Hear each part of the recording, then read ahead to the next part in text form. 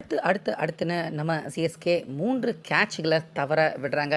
தவற விட்டாலுமே, அதுக்கப்புறமா இந்த மேட்ச்ல நடந்த சத்தியமா யாருமே எதிர்பார்க்காத ரொம்ப பெரிய ஒரு மேஜிக்கலான தருணம், ஒரு மிகப்பெரிய டர்னிங் பாயிண்ட்டு, மிகப்பெரிய ஒரு ட்விஸ்ட் அண்ட் டர்ன் இந்த மேட்ச்ல நடக்குது. அப்படி நடக்கும் அப்படின்னு சத்தியமா நம்ம யாருமே எதிர்பார்க்கல. அப்படிப்பட்ட ஒரு சம்பவத்த இந்த மேட்ச்ல திடுதிப்புன்னு நம்ம சிஎஸ்கே டீம் பார்த்தீங்கன்னா, அவங்க செஞ்சு குறிப்பாக அந்த பிளான் அந்த திட்டத்தை வச்சு தான் கேகேஆர் அணி நம்ம சிஎஸ்கே அணியை அவங்க வீழ்த்த ட்ரை பண்ணாங்க. ஆனால் இரண்டாம் பாதியில் நம்ம சிஎஸ்கே டீம் அதே பிளானை அப்படியே கம்ப்ளீட்டாக கேகேஆர் அணி அவங்களுக்கு போட்டு கம்ப்ளீட்டாக இந்த ஆட்டத்தையே தலைகளாக மாற்றி நம்ம சிஎஸ்கே ஒரு த்ரில்லரான அபாரமான செம்மையான திக் வெற்றியை கடைசி நேரத்தில் அடைஞ்சிடுறாங்க.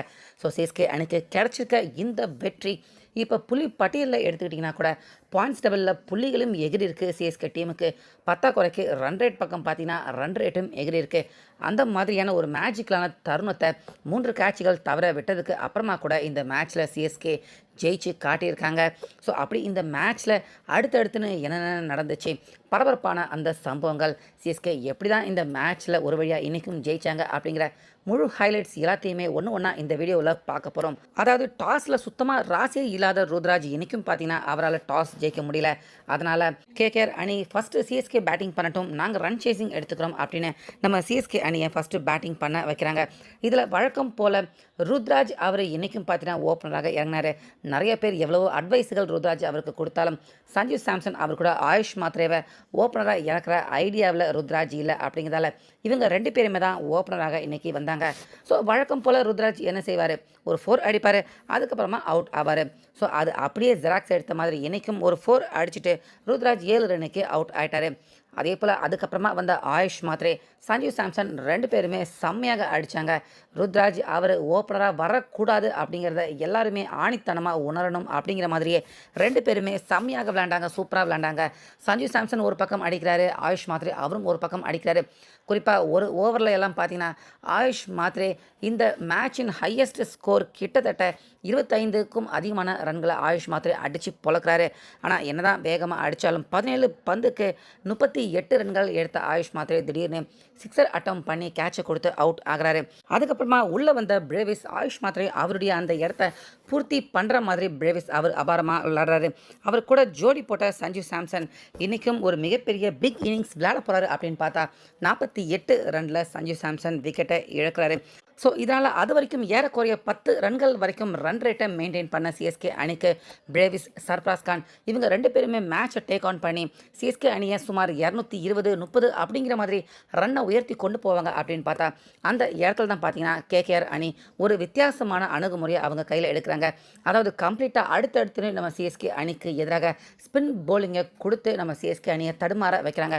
ஸோ அதுக்கு முன்னாடியே ஒரு சில ஸ்பின் ஓவர்கள் போடப்பட்டிருந்தாலும் தொடர்ந்து நம்ம சிஎஸ்கே எப்போ பிக் ரன் எடுக்கணும் அப்படின்னு அட்டாக்கிங்குள்ளே இறங்குறோம் அப்படின்னு நினைக்கிறோமோ அந்த இடத்துல ஒரு ரொம்ப பெரிய ஸ்பீட் பிரேக்கர் போடுற மாதிரி சிஎஸ்கே அணிக்கு எதிராக அடுத்தடுத்துன்னு ஸ்பின் போலிங்கை கொடுத்து சிஎஸ்கே பேட்ஸ்மேன்களை நிலைக்குலைய வைக்கிறாங்க. முக்கியமாக இன்றைக்கி சிஎஸ்கே நம்ம சேப்பாக் மைதானம் பிச் பார்த்திங்கன்னா ரொம்ப ஸ்பின்னர்களுக்கு சாதகமான ஒரு பிச்சாக இருந்திருக்கு. ஸ்பின்னர்கள் கரெக்டாக லைன் அண்ட் லென்த்தை பிட் பண்ணாங்க அப்படின்னா நிச்சயமாக பேட்ஸ்மேன் பிக் ஷாட்டை அடிக்க முடியாத அளவுக்கு பிச் கம்ப்ளீட்டாக ஸ்பின்னர்களுக்கு சாதகமாக இருந்திருக்கு. ஸோ இதை அப்படியே புரிஞ்சுக்கிட்ட கேகேஆர் அணி சுனில் நரேன், அப்புறம் நம்ம வருண் சக்கரவர்த்தி, அப்புறம் இன்னொரு 2 போலர் யாரோ போடுறாங்க. இவங்க எல்லாரையும் வச்சு 10 ஓவருக்கு நம்ம சிஎஸ்கே அணியை 68 ரன் மட்டுமே தான் பார்த்தீங்கன்னா அடிக்க விட்டுருக்காங்க கேகேஆர் அணி. இதனால் சிஎஸ்கே அணியின் ரன் மூமெண்ட், ரன் வேகம், இடைப்பட்ட அந்த 7 ஓவரில் இருந்து 16 ஓவர் வரைக்கும் ரன் பார்த்தீங்கன்னா ரொம்ப ஸ்லோவாக ஆயிடுச்சு சிஎஸ்கே டீம். இந்த பக்கம் பிரேவிஸ், அந்த பக்கம் சர்ஃப்ராஸ் கான் அவங்க எவ்வளோதான் முயற்சி பண்ணாலுமே ரன்னை எடுக்க முடியல. 4 வர்றது, சிக்ஸர் வர்றது அபூர்வமான விஷயமாக ஆயிடுச்சு. ஆனாலுமே பிரேவிஸ் பார்த்தீங்கன்னா ஒரு மாதிரி நல்லா விளையாண்டார், 41 ரன் எடுத்தார். சர்ஃப்ராஸ் கான் அவரும் 23 ரன் எடுக்க, கடைசி நேரத்தில் சிவம் துபே ஒரு 13 ரன் எடுக்க, அப்படி இப்படின்னு 200 கடந்து சிஎஸ்கே போவாங்க அப்படின்னு பார்த்தா 192 ரன்கள் மட்டுமே தான் சிஎஸ்கே டீமால் எடுக்க முடிஞ்சுது. அதுக்கும் பார்த்தீங்கன்னா 5 விக்கெட் தான் இழந்திருக்காங்க. ஆனாலுமே சிஎஸ்கே அணியால் 192க்கு மேலே எடுக்க முடியல. இப்படி இருக்க இரண்டாம் பாதியில் கேகேஆர் அணி பக்கம் அதிரடி ஹிட்டர்கள் இருக்காங்க, ரொம்ப பெரிய பேட்ஸ்மேன்கள் இருக்காங்க. ஸோ அவங்க நிச்சயமாக 200 கூட சிஎஸ்கே எடுக்கல ரன்ஸ், நிச்சயமாக இந்த ரன்னை சேசிங் பண்ணிடுவாங்க அப்படின்னு நினச்சிக்கிட்டு இருந்தா கேகேஆர் அணி பக்கம் ஆலன், சுனில் நரேன் 2 பேருமே ஓப்பனராக வராங்க. ஸோ 2 பேருமே எந்த அளவுக்கு மோசமான அதிரடி ஹிட்டர்கள் அப்படிங்கிறது நமக்கு தெரியும். ஆனாலுமே நம்ம சிஎஸ்கே ஆரம்பத்தில் இருந்தே ஸ்பின் பவுலிங் எடுக்கல. கடந்த மேட்ச்சில் ஹுசைன் போட்டார். ஆனால் இன்னைக்கு ஹுசைனுக்கு தராமல் காலித் அகமது, அன்ஷுல் கம்போஜ் 2 பேருமே தான் ஃபர்ஸ்ட்டில் இருந்தே பந்து போட்டாங்க. 2 பேருமே டைட்டான ஓவர்கள் போட்டாங்க. ஆரம்பத்தில் இருந்தே சுனில் நரேன் அவர் டேக் ஆன் பண்ண பார்த்தாரு, முடியல. ஃபின் ஆலன் அவராலையுமே முடியல. ஸோ ஆக மொத்தம் ஆலன் அவருடைய விக்கெட்டை துவக்கத்திலேயே சிஎஸ்கே டீம் முக்கியமாக அன்ஷுல் கம்போஜ் சூப்பரான ஒரு அவுட் ஸ்விங் போட்டு தூக்குறாரு. அதுக்கப்புறமா சுனில் நரேன் அவர் அடித்த அந்த கேட்ச், லட்டு கேட்ச் பார்த்தீங்கன்னா நம்ம ருத்ராஜ் அவர்கிட்ட வருது, கேட்சை ட்ராப் பண்ணுறாரு. ஆனாலுமே அதுக்கு அடுத்த சில ஓவர்களில் சுனில் நரேன் விக்கெட்டையும் தூக்குறாங்க சிஎஸ்கே.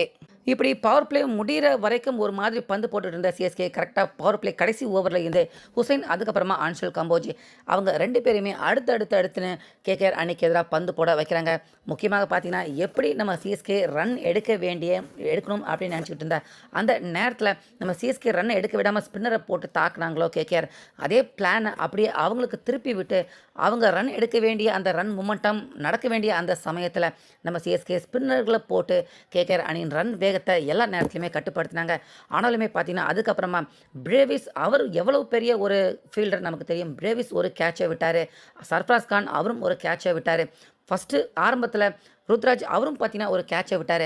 இப்படி 3 கேட்சுகளை நம்ம சிஎஸ்கே தவற விட்டுருக்காங்க.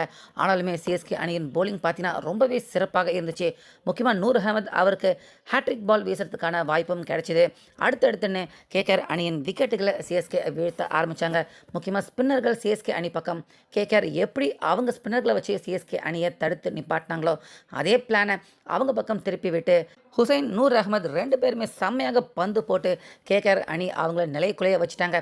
இதன் காரணமாக கேகேஆர் அணியால் பார்த்தீங்கன்னா முக்கியமான விக்கெட்டுகளை அடுத்தடுத்துன்னு இழக்கிறாங்க. இதில் ரஹானே 28 ரன் எடுத்தார், ரகுவன்ஷி அவர் ஒரு 27 ரன் எடுத்தார். அதுக்கப்புறமா ரிங்கு சிங் பார்த்தீங்கன்னா கிட்டத்தட்ட 12 பந்து ஃபேஸ் பண்ணி 6 ரன் மட்டும்தான் ரிங்கு சிங் எடுத்தார். முக்கியமாக அதுக்கப்புறமா வந்த கேமரன் கிரீன் ரொம்ப முக்கியமான பேட்ஸ்மேன், அவர் ஃபர்ஸ்ட் பாலே நூர் அகமது தூக்குறாரு. இப்படி அடுத்தடுத்துன்னு வந்த பேட்ஸ்மேன்கள் எல்லாருமே சொற்ப ரன்களுக்கு கேகேஆர் அணி பக்கம் இழக்கிறாங்க. ஆனாலுமே கடைசி நேரத்தில் கேகேஆர் அணிக்கு பவல், ரம்தீப் சிங் இவங்க 2 பேருமே கொஞ்ச நேரம் போராடுறாங்க, கேகேஆர் அணிக்கு நம்பிக்கையே கொடுக்குறாங்க. ஆனாலுமே கடைசியாக இந்த மேட்ச்சில் ஜெயிக்கிறது யார் அப்படின்னு பார்த்தீங்கன்னா நம்ம சிஎஸ்கே டீம் தான். முக்கியமாக 3 கேட்சுகள் எல்லாமே முக்கியமான 3 கேட்சுகளை தவற விட்டு அதுக்கப்புறமா கேகேஆர் அணிக்கு அவங்க நமக்கு எதிராக போட்ட அந்த பிளானை திருப்பி அவங்களுக்கே போட்டு அதனால் ஆட்டம் கடைசி வரைக்கும் பரபரப்பாக த்ரில்லராகவும் போய் சிஎஸ்கே அணி கடைசியாக இந்த மேட்ச்சில் ஜெயிக்கிறாங்க. அதுவும் நல்ல ரன் ரேட்டில் ஜெயிக்கிறாங்க. இதனால் சிஎஸ்கே அணி பாயிண்ட்ஸ் டேபிளில் இப்போ 4 புள்ளிகளோட ஏற்கனவே இருந்த இடத்த விட இன்னும் 2 படி மேலே போகிறாங்க. ரன் ரேட்டும் பார்த்தீங்கன்னா மைனஸில் இருந்த சிஎஸ்கே டீமுக்கு இப்போ ரன் ரேட்டும் தற்போது உயர்ந்திருக்கு. இதனால் சிஎஸ்கே டீம் எங்கடா நம்ம சிஎஸ்கே டீம் முதல் 3 ஆட்டம் தோற்றுட்டாங்களே, பிளேஆஃபுக்கு உள்ள வரமாட்டாங்களோ அப்படின்னு நம்ம எல்லாருமே இப்போ வருத்தப்பட்டுக்கிட்டு இருந்த அந்த சூழ்நிலை மாறி இருக்கு. இப்போ சிஎஸ்கே டீம் அடுத்தடுத்துன்னு வெற்றிக்கான வாய்ப்பு சிஎஸ்கே அணிக்கு அதிகரிச்சிருக்கு. முக்கியமாக டாப் 3ல் இருக்கிற டஃப்பான டீம் யார் கூடயுமே சிஎஸ்கே இனி விளையாட போகிறது இல்லை. அப்படிங்கிறதால நிச்சயமாக சிஎஸ்கே டீம் இனி அடுத்தடுத்து விளையாட போகிற ஆட்டங்கள் ஜெயிப்பாங்க அப்படிங்கிற நம்பிக்கை நம்ம எல்லாருக்கிட்டையுமே ஏற்பட ஆரம்பிச்சிருக்கு. ஸோ ஒரு வழியாக சிஎஸ்கே 3 தோத்தாலுமே அடுத்தடுத்துன்னு பேக் டு பேக் 2 ஆட்டம் நம்ம சேப்பாக் மைதானத்தில் வச்சு ஜெயிச்சிருக்காங்க.